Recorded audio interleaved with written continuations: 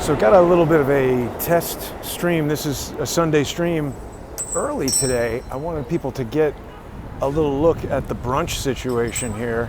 This is the Brooklyn Bagel Cafe. They want you to text 33733. It's very close to Joe Biden's favorite number. But we got brunch on the street. We got a line outside the bagel place. It was kind of a sad brunch there. First weekend of fall. But I wanted to let everybody know that Steele v. Goodman, which I have said for 3 years has been a fake lawsuit, has been dismissed.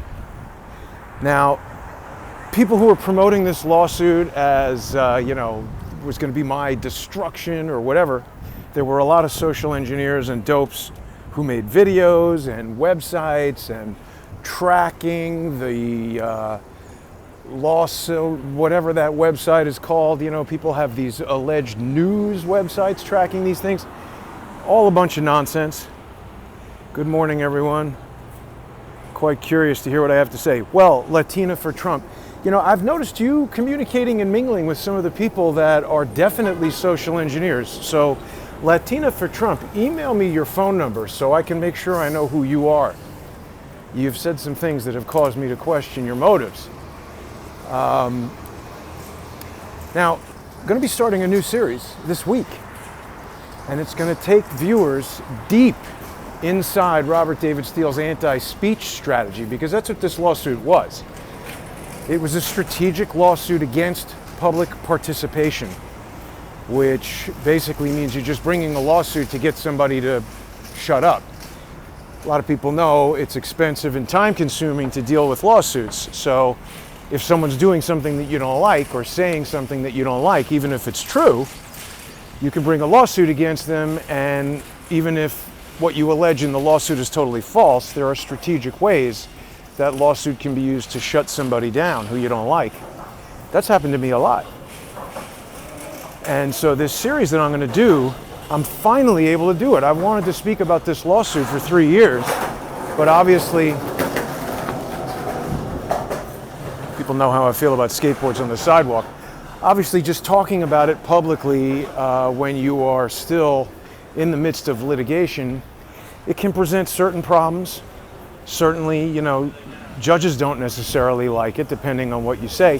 And I want people to be clear. It's this new series that's going to describe the anti-speech strategy and the tactics that were used by Robert David Steele and his really objectionable attorney, Stephen Scott Biss. Same guy who's representing Devin Nunes in all of his idiotic lawsuits against Twitter. Devin Nunes cow, all kinds of lawsuits. People have asked me on Twitter, I think it was Latina for Trump, asked me what my problem is with Devin Nunes. My problem with Devin Nunes is that he was the chairman of the House Intelligence Committee, and he did a great job running around and getting on Fox News and writing memos and stuff, but he did not succeed in preventing the impeachment, which wasted a ton of time. And moreover, he failed to identify what is coming out now. I mean, Devin Nunes, I hope you're watching this, he's an absolute idiot at best. Because why would someone who's in Congress and who was the chairman of the House Select Committee on Intelligence and is now the ranking member of that committee, a committee that is supposed to oversee the intelligence services of this country that protect us from foreign agents trying to really damage us. You'd want the sharpest, smartest minds, people who could spot a scam from a mile away. I don't want an idiot who's going to hire an ethically challenged attorney to take up a fight against Twitter that they have virtually no chance of winning. And anybody who thinks that Devin Nunes suing Twitter is somehow helping conservatives who are being censored in social media is absolutely wrong. The primary problem with Devin Nunes suing Twitter is that if he wins, which he won't, he personally gets money, and Stephen Biss gets money just for doing the lawsuit. It's an abuse. That guy looked shocked that I wasn't wearing a mask, and he seems like he wants to say something. I'm outside. You don't need to wear a mask. It's not the law to wear a mask. Stay 6 feet away from people and you're fine. But Devin Nunes, he's bringing a lawsuit that will benefit him personally, and he has the unique position of being a member of Congress who could introduce legislation that would protect us all. What he's doing is selfish, showboating, totally ineffective, and just basically funneling money to Stephen Biss. We're going to talk a lot about Stephen Biss, not to disparage these guys, but it's important that the public knows when people who operate public charities that have 501c3 tax exemption, they don't pay tax. That means your tax dollars offset the operation of their business. So if they're doing anything inappropriate with it, like the Clinton Foundation does, we all have a right to know as taxpayers. Definitely people who watched Crowdsource the Truth. What was it, June 13th, June 14th, 2017, when Robert David Steele came on this show with George Webb. He's another one we're going to talk about a lot in this series. Came on the show. A lot of people gave money to his charity. 501c3s and their principals are not allowed to engage in partisan political activity. They are specifically barred from advocating for or against a political candidate. So all these times that Robert David Steele says that President Trump should have Cynthia McKinney be his vice presidential candidate, in my estimation, in my understanding of the statutes, the IRS codes, that's a violation. And this all started when I initially told everybody, don't try to take a tax write-off because there could be tax fraud going on here. So we're going to go into real depth.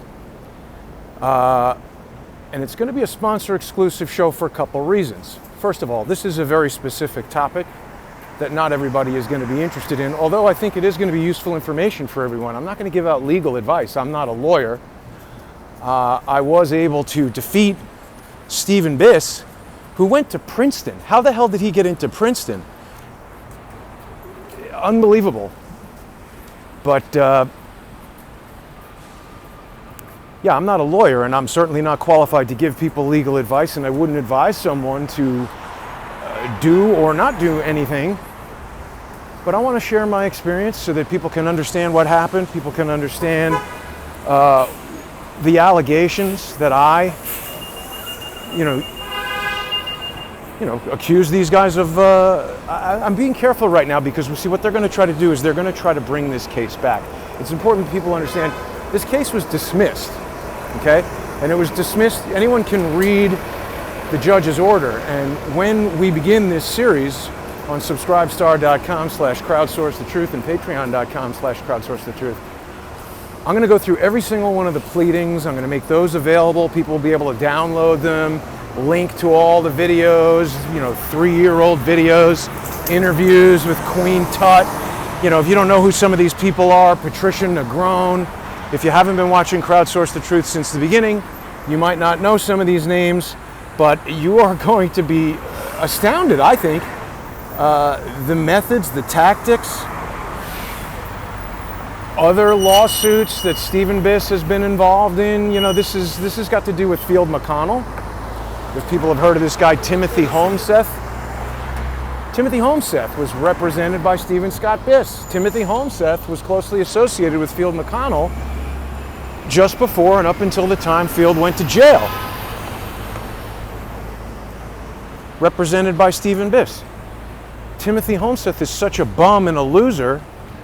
He does his live streams from the parking lot at Wendy's so he can get free Wi-Fi because he doesn't even have a data plan on a cell phone or something like that.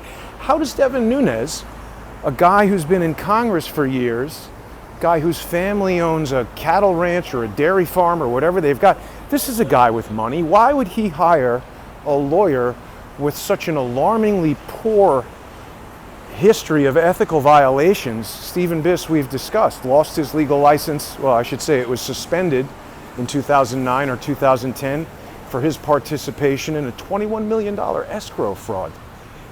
Do you realize if you or I were principally involved in a $21 million fraud, we would go to jail for a super long time, and this guy just lost his law license for a year and then continued to practice law while the license was suspended?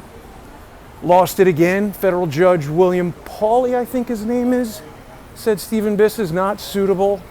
He's not fit to practice law. According to the judge, he's been admonished by, I think, 4 or 5 judges in the Eastern District of Virginia. We're going to go over all of that. We're going to read the transcript. I bought these transcripts. That's the other reason why this show is going to be on subscribestar.com/crowdsourcethetruth and patreon.com/crowdsourcethetruth, because the goal of this lawsuit was to drain me of resources. Initially, I think their hope was that I would hire a lawyer and go broke, and that I would have to stop doing Crowdsource the Truth. That, make no mistake, that was the goal of the lawsuit the whole time, to terminate Crowdsource the Truth. So if you enjoy Crowdsource the Truth, even if you're not a sponsor right now, the best way you can counteract this type of lawfare is to become a sponsor. You can do that on crowdsourcethetruth.com. People can sponsor the Counterlawfare Fund, or you can become a monthly sponsor on Subscribestar or Patreon. You can also go to paypal.me/crowdsourcethetruth, and you can sponsor for any amount, $1, $1,000, whatever. I encourage people to sponsor for low amounts, an amount of money that will not have a financial impact on you. Now, wait a minute. What was this that's closed now? Going to be out with Charles in a little while doing our usual Sunday walk. It's actually heating up. It was pretty overcast earlier today. Look at that. 6.4 liter Charger, or what is this? Is this one of these? There's like a 700 horsepower one. But yeah, so that was their goal, was to got a sale going on here. Their goal was to financially ruin me. And so to counteract that, the show is going to be a sponsor exclusive show. I need to recuperate my costs. Although I didn't hire a lawyer, I still had to go a couple $1,000, travel, hotel, train tickets. I had to rent a car the second time because of COVID. I didn't want to ride on the train. Oh, well, no, it wasn't because of COVID. It was because of COVID. They canceled the number of trains traveling between New York and Virginia. I would have had to stay there for 2 days in order to be able to take the train, and then I would have run up the bill on the hotel. I had to buy a laser printer, scan things, print tons of things, toner, FedExing things, mailing things, filing things. And there's so many really objectionable things that were done during this the course of this legal action that people are going to hear about. It's important that people understand what Stephen Biss did, what Robert David Steele did. I'm not going to disparage these guys. I'm not going to say they're idiots. I'm not going to say they're unscrupulous. I'm not going to call them assholes. What's the point in doing that? I'm going to share facts with people.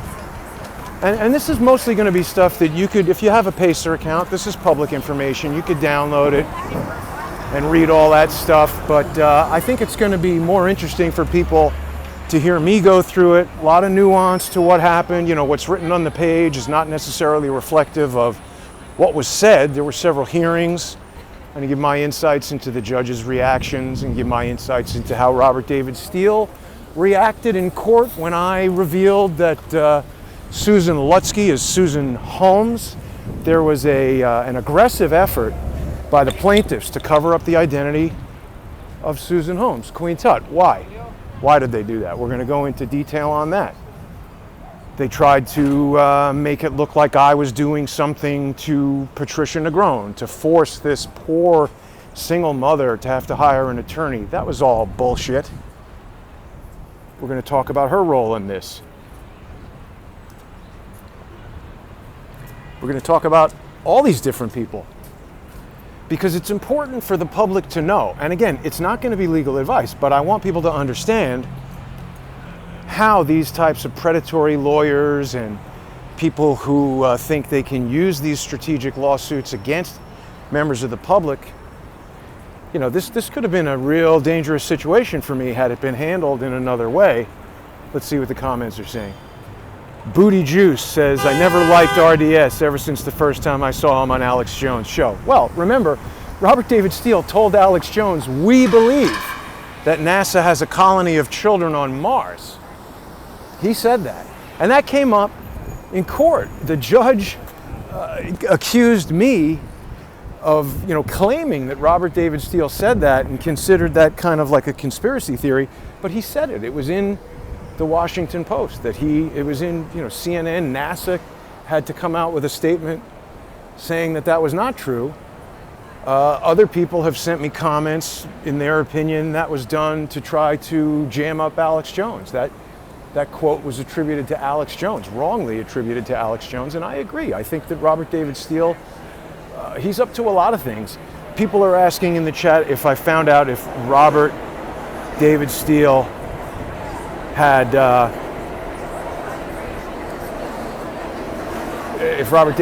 actually worked for the CIA. I mean, we never got to depositions, so I never got to ask him that. But that's the type of thing that he would refuse to answer on the basis that it's a national security thing, and there are specific laws that even the CIA wouldn't answer that. This is why I've always said, in my opinion, it's far more likely that that's a lie. Anyone could claim that they worked for the CIA, and the CIA will never confirm or deny that, so it's kind of the perfect con, if someone were a con man, to tell you that. There are other things that Robert David Steele has claimed that can't be confirmed or denied. He claimed to have been nominated for a Nobel Peace Prize. The evidence that I saw indicated that he nominated himself. Manny Grossman is telling me here in the chat that no Durham indictments. I can't say I'm surprised by that, but we'll talk about that and other things with Charles. This was just a little test right here because I've come out today to test a new phone. People who were watching last week saw when I spoke with that Black Lives Matter. It was not a protest. It was an unlawful assembly, blocking the street, not permitted, harassing the public, intimidating people. Anyway, people might have seen that one of the supporters of that nonsense smacked my phone and it went flying and it cracked the lens. So I'm on my way to the Rossman Repair Group. People who watch Louis Rossman may know that he's got a repair shop. I took a bit of a roundabout walk to it because I wanted to explain all this stuff to everybody, but I'm going to take the phone in to be repaired there because I have a certain need for an older model iPhone that has both analog and digital audio input, and also they're less expensive than buying new ones that get smacked to the ground. So going to be getting that fixed, and just want to let everybody know that this new series will be starting later this week. So please get on to crowdsourcethetruth.com, sponsor the Counterlawfare Fund, become a sponsor on subscribestar.com/crowdsourcethetruth or patreon.com/crowdsourcethetruth. I think I might have passed it. I think he's further back that way. Yeah. Or no, maybe he's right over there, past 5th Avenue. I don't know. I should have looked up the address before I left. I know he's on 27th Street here. I think it's back the other way. But we'll be out later. Right, people who watch Louis, it's funny because his YouTube channel I first found, he's repairing computers on the board level, and he's run into a lot of pushback from Apple. They don't want him to be able to do that. I agree, you should be able to do that. I used to do that with video cameras when I was building a 3D camera. Sometimes, a $12 resistor can be replaced and soldered to a circuit board that would cost hundreds of dollars. You know what, I think it's back this way. So it can be a great way, particularly if you have a computer motherboard and a laptop or something like that that's very expensive, if one little tiny surface mount component gets screwed up. RR liked Trish. Yeah, you might not feel that way after you hear some of the things that went down in this lawsuit. It's interesting that all of these people, well, not all, but an alarming number of them were introduced to me by George Webb. And, there's ongoing lawsuits from, what's that guy's name again? The Bog. Yeah, we call him the brother of George. That guy won't relent. People should just think to themselves for a second, what is up with YouTube weirdos who are seemingly adults that should have other things occupying their time and attention, but just spend every day for the past 3 years making websites about me, videos about me? It's bizarre. Just one fake allegation after the next, one fake lawsuit after the next. And now, of course, there's this Emmys lawsuit happening. That's going to be the next bit of drama. That's another good reason for people to sponsor the Counterlawfare fund on crowdsourcethetruth.com, because see, what the Emmys have done is they've decided to sue my corporation. And they did that because I can't defend a corporation pro se in New York. I defeated Robert David Steele defending myself pro se, no lawyer. I don't think they expected me to do that. I might have to look up Lewis's address. 141 West 27th, thank you. Yeah, okay, so I was going the right way. It's further down this way. Right? No, 29. No, it's this way. 49. So wait a minute. Hey, I've never been in there before, so thank you for that. Whoever just said, T. Jordan, thank you for sending that. Operation Mockingbird. That's right, Manny. We're going to talk about Operation Mockingbird. I'm going to be very curious to take discovery in the Emmys case, because we might learn a lot about who may or may not have been involved in Operation Mockingbird. There are some weird demands that might be brought to people's attention. I think it's going to be very educational. You know, people who are interested in the law, people who have been sued before, people who are concerned about getting sued. I think you're going to learn a lot. And again, the sponsorship, it's going to help me recuperate the thousands of dollars that I spent defending this thing. And not to mention, you know, the hours that I stayed awake. I mean, that's what they wanted to do. They wanted to use up my financial resources. They wanted to stress me out. We're going to go into detail about the emails that were sent around among some of the people who alleged that I had a conspiracy theory. I had evidence of an actual conspiracy. It's so interesting when people use that term, conspiracy theory. I think most people know that that's a pejorative.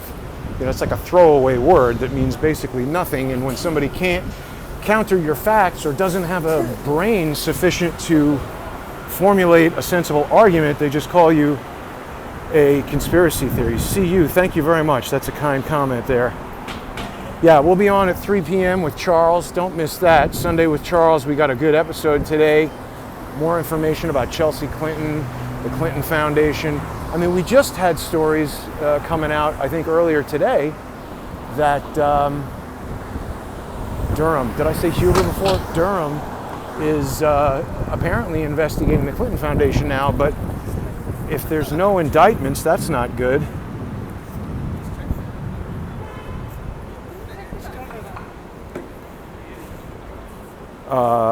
There's some questions here. Real weird putts, I agree. Eats poorly. Yeah, I can't wait until that catches up with him. Okay, I think we're getting close to the Rossman Repair Group here. Going to take in the phone, see if they can replace the lens. They're supposed to be open from 12 to 4 on Sunday.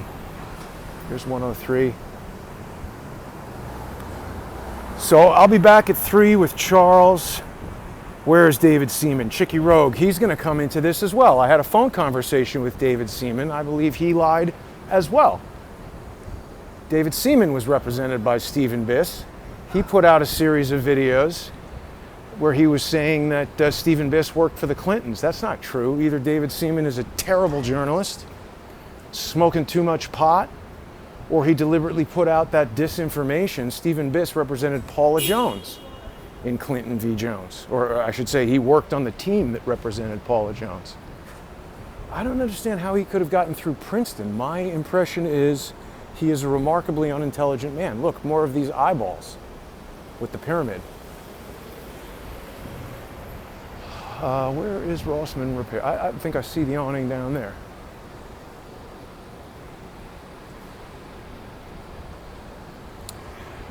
Let's see, any other questions from the comments here? Interesting. Seaman is a limited hangout. I agree with that. Whatever happened from anything that he did?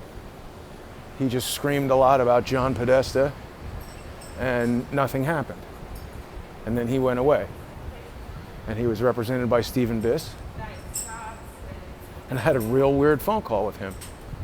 Okay, here we are, right outside the place. So we're going to end the stream right here. Thanks for watching, everybody. Please share this video.